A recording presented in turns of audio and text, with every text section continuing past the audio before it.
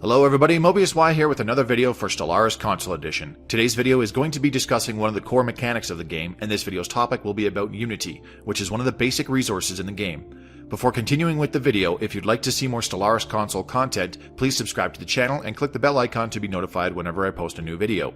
I upload at least once a week as per my stream schedule, and sometimes more. Unity is the resource that represents the cultural and societal progress within your empire, and is represented by the off-white or light blue pair of chain links forming a cross.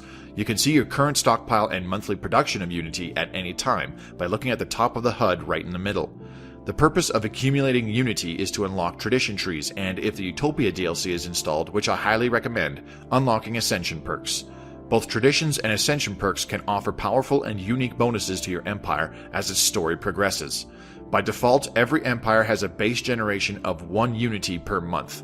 Your amount of monthly Unity generation is primarily increased through constructing buildings on your planets that produce additional Unity.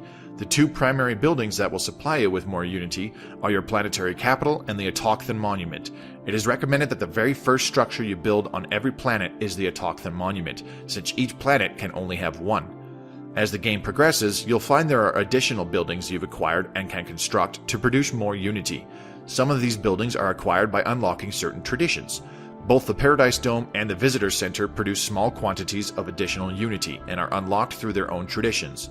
There is also a tradition that causes the Energy Grid or Energy Nexus to produce additional Unity as well, but these are buildings that you acquire through researching their necessary technologies. If your empire is some degree of spiritualist, you will also have access to the unique temple buildings, which also produce Unity similar to that of the Autochthon Monument. Additionally, if you have the Leviathans DLC installed, which I highly recommend, there are special buildings that can be acquired for your empire by defeating certain Leviathans in the galaxy. An example of this is the Aether Drake Shrine, which is available upon defeating the Aether Drake. You can also communicate with the Artisan Troop and purchase an art monument for your empire, which is another special building that produces a lot of Unity. On top of constructing buildings that produce Unity, there are also numerous bonuses in the game that will add more to your Unity generation. Some of these include certain empire ethics and civics and can be utilized during the creation of a custom empire. If your empire is some degree of pacifist, you will have a bonus production to Unity. Also, the civics Inward Perfection and Beacon of Liberty grant further bonuses to Unity production. Additionally, the Civic Agrarian Ideal transforms your hydroponics farms buildings to also produce additional Unity, on top of their normal food output.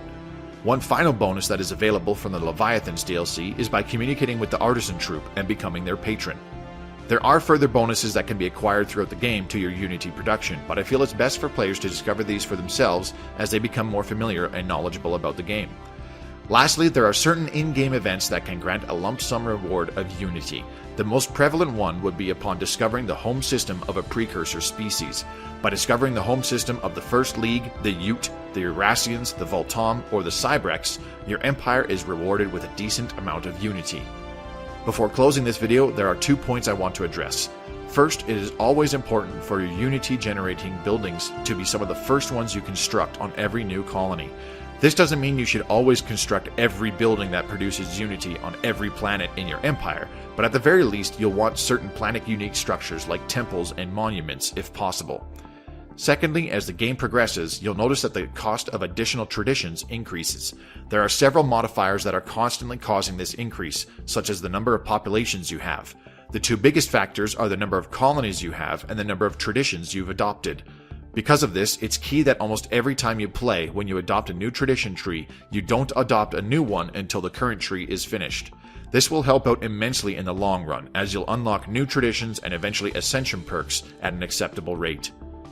That sums up this video. If you enjoyed it, please give it a like, and as said earlier, subscribe to the channel for more content. Don't forget to check out the links in the description below, where you'll find my Twitch channel, as I stream Stellaris Console at least once per week, typically on Tuesdays. You'll also find my Twitter feed, which is a great way to keep in touch with me, and I'll post important updates such as if I have to postpone or cancel a stream. And also my own personal Discord channel, which you can be a part of. Thanks very much for watching. This is Mobius Y signing off, and I hope to see you again real soon.